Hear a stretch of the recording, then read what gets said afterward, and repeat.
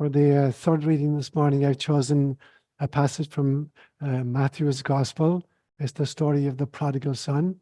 And it's interesting that just as a story, many literary critics claim that it could have won a Pulitzer Prize just as a piece of literature. It's a brilliantly fashioned little short story. So credits to Luke for recording it and for Jesus to speaking it. So just sit back and listen as if it were a story you're hearing for the first time. So Jesus has been telling a whole bunch of parables about things which are lost. Jesus continued, there was a man who had 2 sons. The younger one said to his father, "Father, give me my share of the estate." So he divided his property between them. Not long after that, the younger son got together all that he had, set off for a distant country, and there squandered his wealth in wild living. After he had spent everything, there was a severe famine in that whole country, and he began to be in need. So he went and hired himself out to a citizen of that country, who sent him to his fields to feed the pigs. He longed to fill his own stomach with the pods that the pigs were eating, but no one gave him anything. When he came to his senses, he said, "How many of my father's hired servants have food to spare? And here am I, starving to death.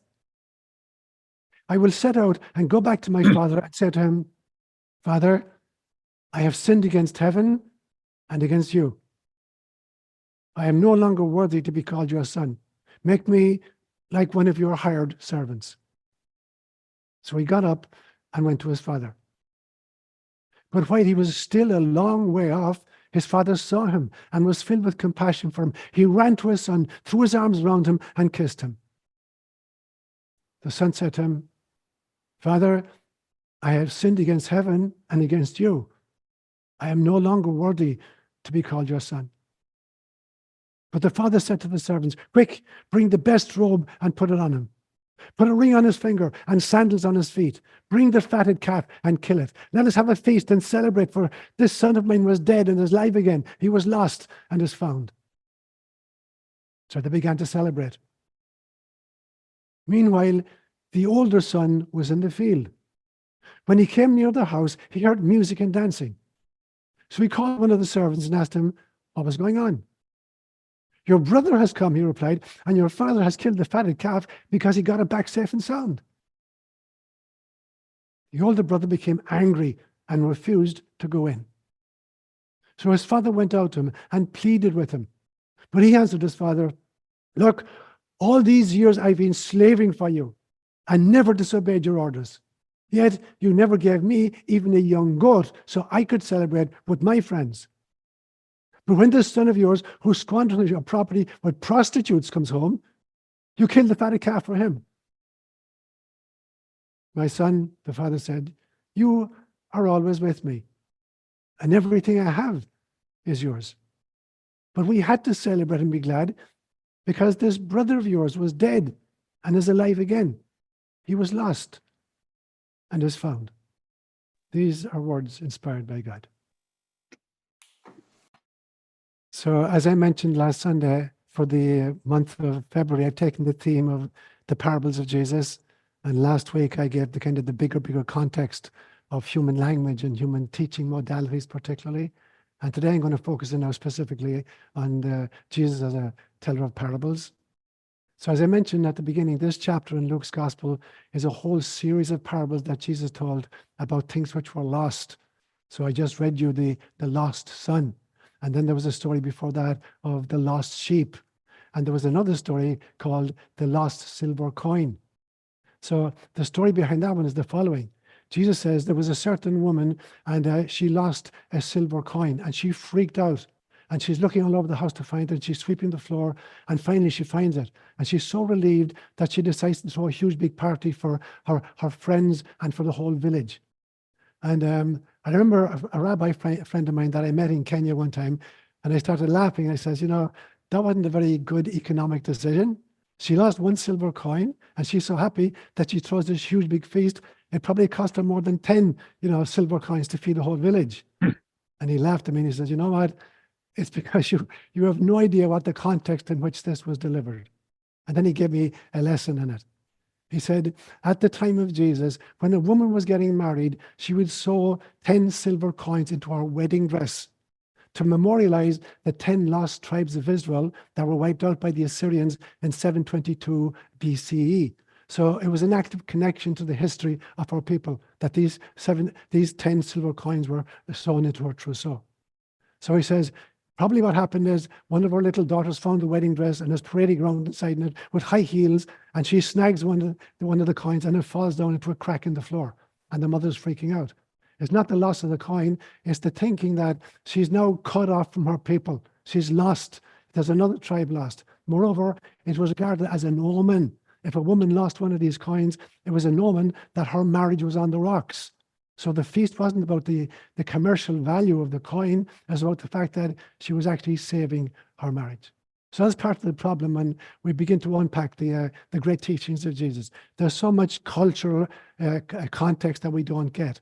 So I want to try and get into that today in a little bit. So today then, I'm going to talk firstly about the purpose of the parables. Why did Jesus, or why does anybody speak in parables? And the whole purpose of a parable is that it's a way of expressing the sacred or the mystical in the secular, mundane language of incarnation. So it's really, really difficult to speak about deeply mystical things, in cataphatic language, in the language of reason. So they have to be expressed. These sacred truths have to be held in the language of incarnation, particularly in story form.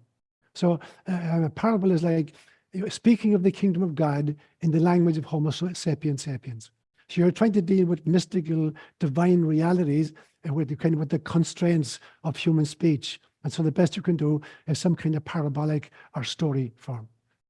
Now, I believe that telling stories is probably the first use to which human beings put language. Once language developed 70,000 years ago with the advent of Homo sapiens sapiens. So I think there were 4 basic purposes to storytelling. The first one is to remember what had just happened. The second one was to teach people. The third one was to entertain them. And the fourth one was to archive it. So I imagine a situation like where I lived in Kenya, Arab Chito, a hunter, who's out and he sees a leopard for the very first time. And he sees this huge big feline, really, really dangerous. And he manages to avoid it. And he comes back and he's sitting around the campfire with his little tribe of people. And the carrying capacity of a tribe back then was somewhere between 15 and 40 members.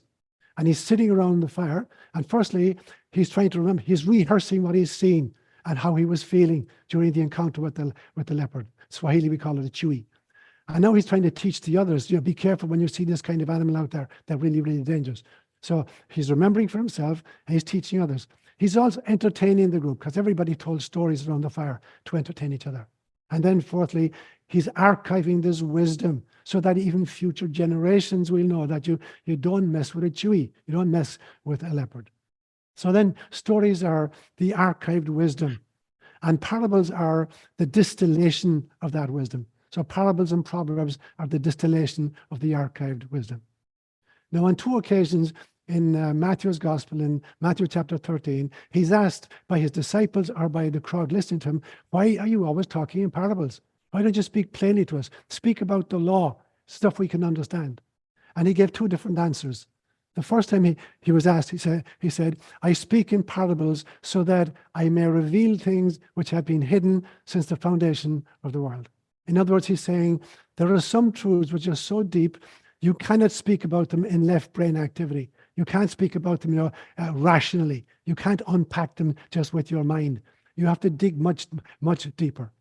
The second time he was asked, he said, I speak in parables so that seeing you may see, but not understand, hearing you may hear, but not comprehend. Now, why would he say stuff so they can hear it, but not understand it, or see it, but not comprehend it? Because he's saying, you guys are listening with your sensorium.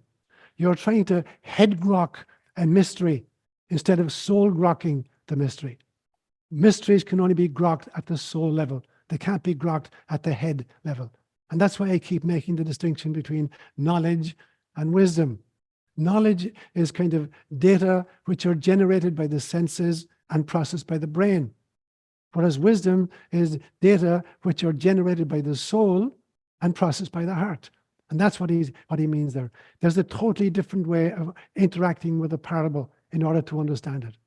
So we have this very interesting distinction in Kiswahili. So we distinguish between kusikia and kujisikiliza.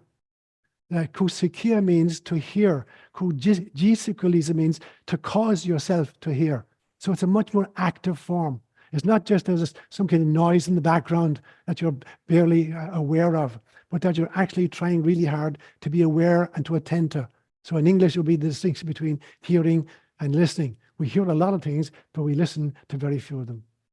And so when Jesus is speaking, then you can listen, and kind of think about it literally, or you can think about it symbolically, or you can think about it esoterically. So you can hear it, with a different facet of yourself.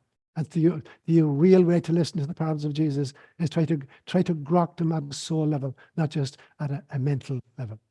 So that's the first thing I would say. There were the two reasons he gave for his continuing use of proverbs and parables.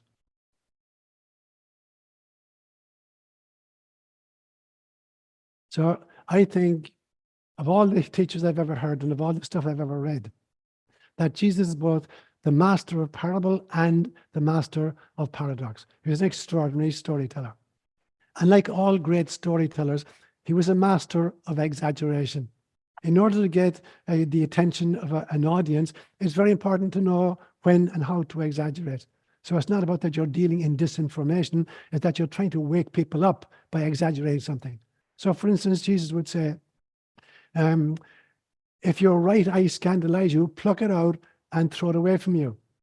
Better to enter into heaven with one eye than to enter into hell with two eyes. If your right leg scandalize you, cut it off and throw it away from you. Better to enter into heaven with one leg and to enter hell with two legs. Now, obviously, this is an extraordinary exaggeration. In other words, what he's saying is, if you take him literally, then heaven is populated with blind amputees. But that's not what he's saying. He's exaggerating in order to get the attention so people can really begin to think, what does this teaching actually mean? And he's the master of the paradox. He'll say stuff like, those who want to save their lives must first lose it. So what in God's name is that? If you lose your life, aren't you dead already? He's talking obviously of the difference between the physical body and the soul self. So he's this master storyteller, exaggeration and paradox and parable. And the Gospels are filled. There are 46 different parables of Jesus recounted in the four Gospels, and he's using imagery from the example and the experiences of his listeners. So he'll use examples from farmers, from fishermen, from shepherds, from bakers, from winemakers, from seamstresses, from treasure hunters. He used the images of weddings and feast days. He'll talk about parenting and friendships. He'll talk about kings going to battle. He'll talk about masters and servants. He'll talk about discipleship. He'll talk about talents. He'll talk about staying awake. He'll talk about the wise and the foolish bridesmaids. He'll talk about the soul and the ego, the stewards. And he's talking about, in some senses, a kind of a Stoic philosophy, the philosophy of Epictetus and Marcus Aurelius, who will come, in fact, long after him, but the same kind of Stoic understanding. So these are the kind of the topics that he used in order to tell stories. Now, there's one mistake I think I find in the New Testament, that often Jesus will explain to his disciples privately what the meaning of the parables is. I do not believe he ever did that. A great teacher does not explain a metaphor or a parable. The whole purpose is that people work it out for themselves. And so, for instance, you have the great story of the Buddha, where he's walking on the road one day with his disciples, and he simply plucks a flower and holds it aloft. And they're all watching, okay, what are you going to say about the flower?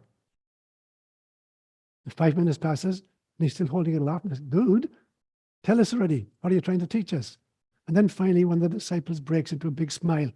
And the Buddha looks at him and says, okay, dude, you got it. So this guy realizes that if you really see even a flower, you see everything.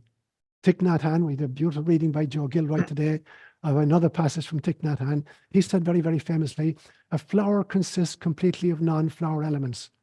If you were to take away the rain and the sunshine and the wind and the soil and the nutrients, there wouldn't be a flower to begin with. So a flower consists totally of non-flower elements. And so, in other words, Jesus is saying the same thing. Jesus, I believe, never explained the parables. Each person had to figure out for themselves what did it mean.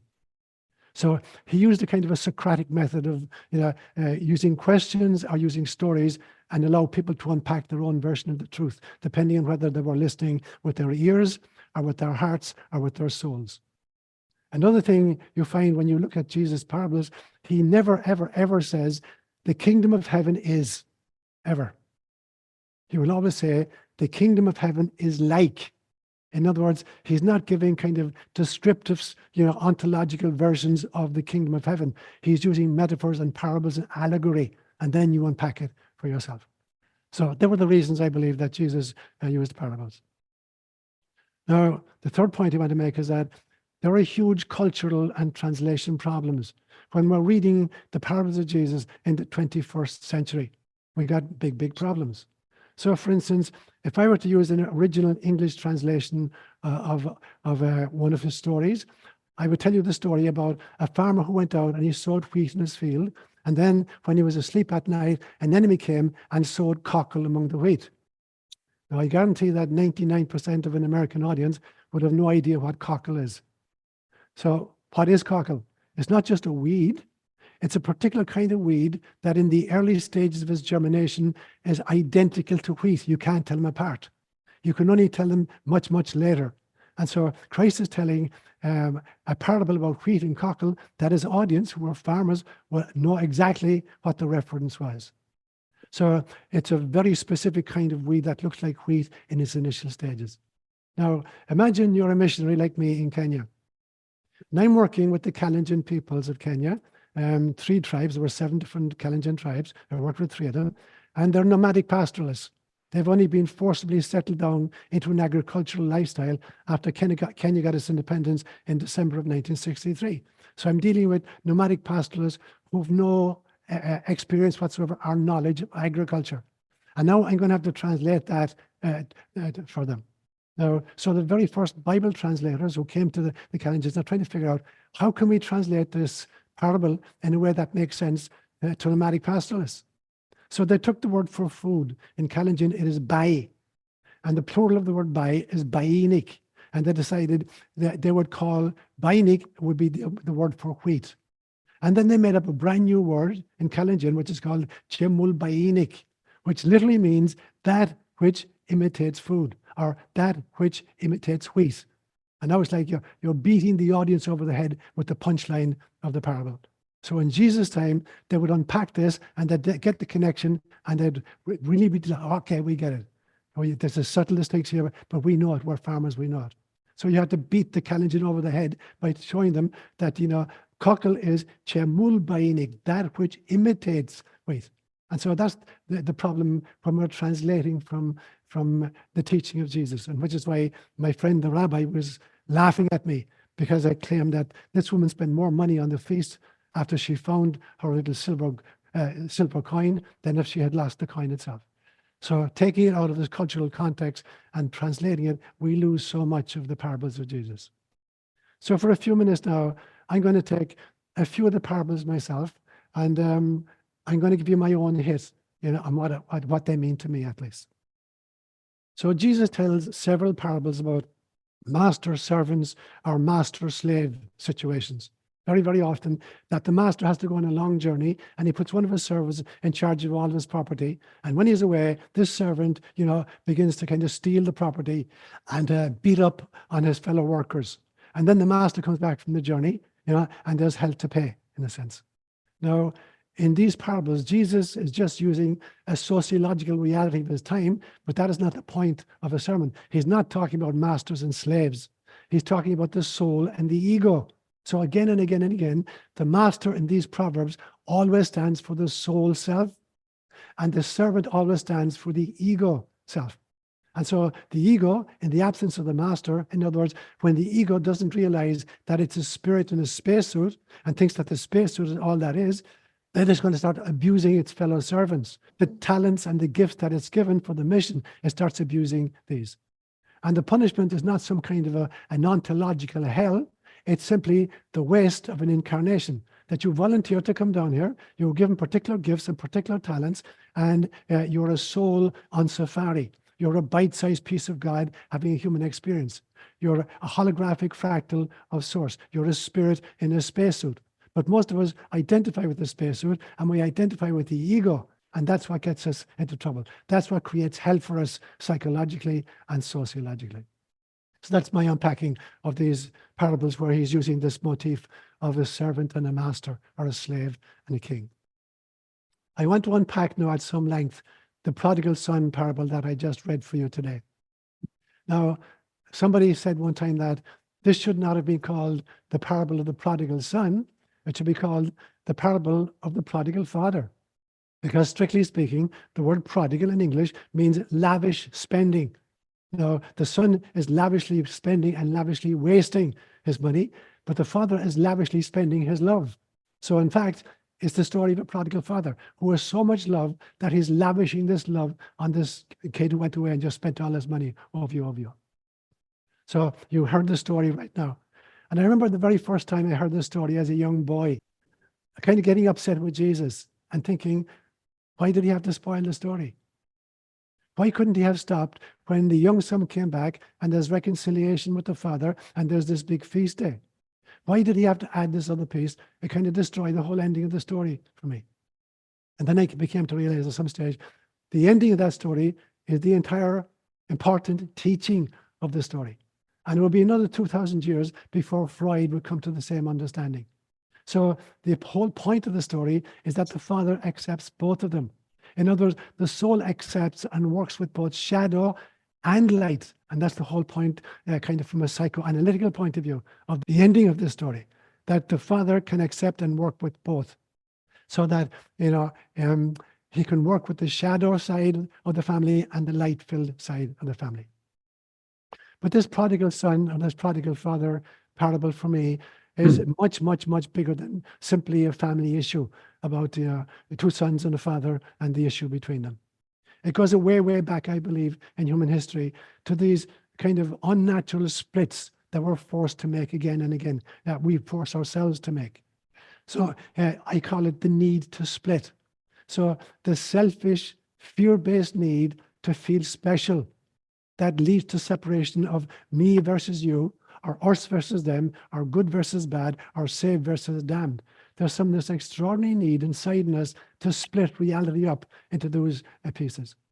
And the reason is that all of us, every single baby is born as a total narcissist. And it's important that they be born like that. If a child were not a narcissist, it couldn't survive. It needs food, it needs care, it needs mother's milk, it needs attention, it needs love, it needs cuddling, it needs all these things. And so initially, all of us start off being complete narcissists. But at some stage, we have to move out of that space into service to others, or compassion for others. So I believe, as a psychologist, that we're only born with two emotions. Every baby is born with two emotions. The first emotion is love, and the second is fear. Now, when love is inner directed, it becomes self-esteem and tranquility. When love is outer directed, it becomes compassion and it becomes peace. When fear is inner directed, it becomes anxiety and depression. And when fear is outward, it becomes anger and rage. And then all of the other virtues and vices are simply permutations and combinations of these two, love and fear. Now, I believe that for a little newborn infant, the greatest fear of all is not just the fear of being unloved, it's the fear of being unlovable. How could anybody love me? And so we create these extraordinary defense mechanisms as individual people to protect us against this horrible realization, oh my God, how could anybody love me? Now you see this split again and again and again within all cultures and with all religious traditions. So within the Torah, the first books of Scripture, you have this constant splitting. So we start off with Adam and Eve, and they have two sons, Cain and Abel. And then Cain kills Abel. So there was a third son called Seth. So now all of the kind of the patrimony and all of the blessings go to the son Seth. We don't hear any more about Canaan afterwards. And then at some stage, of all the sons of Seth, there's only one man who was chosen, and that is Noah. Everybody else is wiped out except Noah and his wife and their 3 sons and their wives. 8 people are saved out of the whole human family. And then of the 3 sons who survived the flood, Shem, Ham, and Japheth, he picks only one of them, Shem, who was the father of the Semites. And of all the sons and the progeny of Shem, he picks out a single person, Abraham. And only Abraham receives the blessing. And Abraham has 2 sons, but only one of his sons receives it. And then finally, only Jacob receives the blessing. And Jacob has 12 sons, and of the 12 sons, only one of them finally winds up with the blessing, Judah. So there's constant splitting into smaller and smaller groups. And now we have, the notion of the Jews and the Gentiles.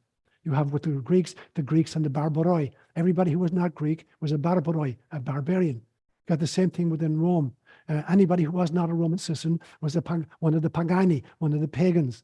You get the same thing in Islam, between the believers and the infidels. So there's constant need to kind of separate into the good and the bad. And then within Judaism at the time of Jesus, you have the bifurcation between the sinners and the strict observers of the law. And the sinners weren't just reprobates who were kind of raping and pillaging. There were people at the time of Jesus who couldn't afford to pay the 2 taxes. There was a tax for the Romans and there was a tax to the temple. And a lot of people were literally losing their houses and their farms in attempting to pay both kinds of taxes. So a lot of them stopped paying tax to the temple. They couldn't not pay it to the Romans because they get thrown out of their land. So they stopped paying taxes. And these then are the sinner class. Now, what was Jesus' take on this split? So he tells the story then about the elder son and the older son. But when you look very, very deeply at it, what is the father seeing in these 2 sons? The father who can accept and love them both. So he sees the elder son who says, I've done everything you asked me, and you didn't even give me a young goat to celebrate with my friends. So what does he see in the older son? He sees a very, very disciplined kid who's joyless and judgmental. And when he looks at the younger son, what does he see there? He sees a feckless kid who spends everything, but he has contrition and he's humble. So the father is looking at both. He accepts both and he loves both. He forgives their failings and he celebrates their gifts. So it wasn't just the younger son, who needed to be forgiven. He was really a joyless character and a very judgmental character. So the father is celebrating the gifts of both and forgiving the failings of both. So as I say again, psychologically speaking, the father is able to work with the light and with the shadow. Carl Jung would pick up on this very famously afterwards. And then finally, Jesus would reduce 613 precepts of Torah just down to 1, to love God and to love your neighbor. So that's how Judaism dealt with this split. How did Christianity deal with it? Christianity started off by rejecting the Jews and claiming that God no longer has a covenant with Jews. There's a new covenant, and only the Christians are recipients of this new covenant. So now Christians are the new chosen ones. So now we've divided the world again into Christians and non-Christians. Roman Catholicism goes even further. Of all the Christian sects that there are, Roman Catholicism would claim extra ecclesiam nulla est salus. Outside the Catholic Church, there is no redemption. And then the Protestants would hit back, the Puritans and the Calvinists, they'd separate the world into the damned and to the saved. That God had created some people to be saved, and he actually created other people in order that they would be damned. That was the Calvinistic viewpoint in it. So this then is how religions create heaven, hell and heaven, through the kind of what I would call the defense mechanisms of dogma and obedience, in order to understand or to try to deal with the fact that there are some people whom God is going to consign to hell for all eternity. How do we avoid being part of that group? Now the split goes even deeper. You have this very same splitting mechanism between science and spirituality. Separating, as Descartes did way back in the 1600s, the separation of science and spirituality. And so it led to eventually the scientific revolution, which is based on a materialist understanding of the world. That the only thing that exists, the only thing that's real is material stuff that can be measured by our instrumentation.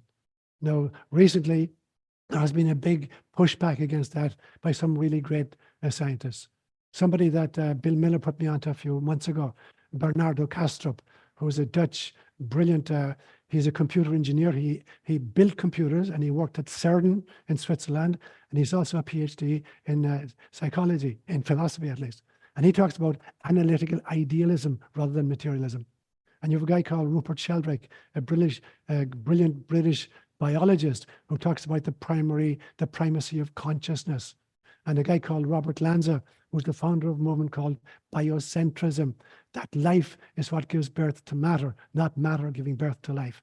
And that the brain is not just, that consciousness is not just an epiphenomenon of neuronal activity in the brain, but that the brain itself is an artifact of consciousness.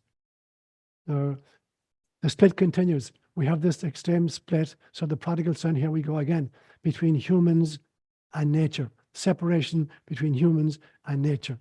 And so there's a great word in the early in the early Jewish scriptures. The word radah comes in the first 3 chapters of Genesis.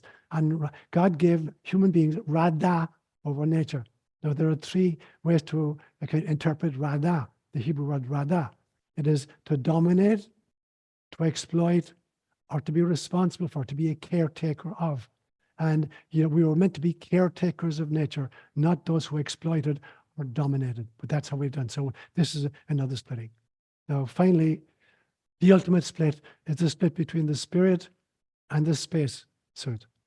So ultimately, this parable of the prodigal son is about the reconciliation of the heavenly and the hellish experiences of incarnation. Every single one of us is going to have experiences, in these bodies of ours, in these spacesuits of ours, some of them which are hellish in nature and some which are heavenly in nature.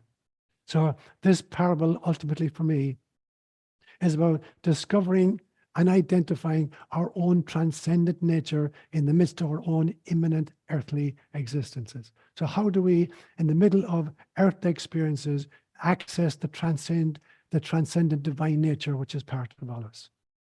I'm going to finish up then with another parable. I call it the how-to of incarnation.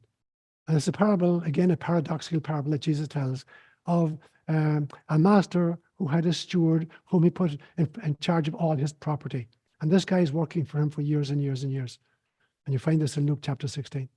And at some stage, the master gets a report that the steward is embezzling the master's property. So he brings him in and he asks for an accounting. He said, I hear you've been embezzling my property. I need to see the books. So the guy thinks, holy God, what are we going to do now? I'm too ashamed to beg. I'm too old to hold on a real job. What am I going to do? I got it. So he calls in his master's debtors. And he says to Tom, how much do you owe my master? He says, 100 bushels of wheat. And the steward says, here's your bill, change it to 60. He calls in Mary, says, Mary, how much do you owe my master? She says, 10 barrels of wine. He says, here's your bill, change it to 8. And then Jesus says a very strange thing. He says, the master praised the unjust steward insofar as he had acted wisely, because the children of this world are more intelligent to their kind than the children of light. So is he kind of agreeing with what this guy has done? Is he praising him for his duplicity? Obviously not. What he's saying is this was a guy who could kind of harvest every single situation in his life for his own financial advantage. When he was employed, he was embezzling. But even when he got fired, he was able to use bribery and the bakshishi in order to get money. So no matter what situation he found himself in, he was able to turn it to his own economic advantage.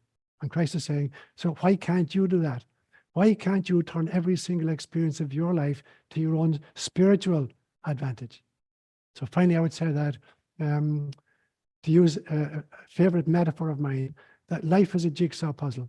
And it's important to realize that when you tumble a jigsaw puzzle onto the table, you have to realize and make an act of trust that everything that's necessary is there, and everything that's there is necessary.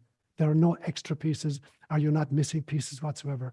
Your life is exactly the way you planned it and the way we plan each other. We're reacting to the ways in which we experience life. But everything we need in order to access our divinity is already present. And there is nothing in our lives, and there is no situation in which we will find ourselves, and there's no relationship of which we are a part from which we cannot harvest love. Namaste, my brothers and sisters.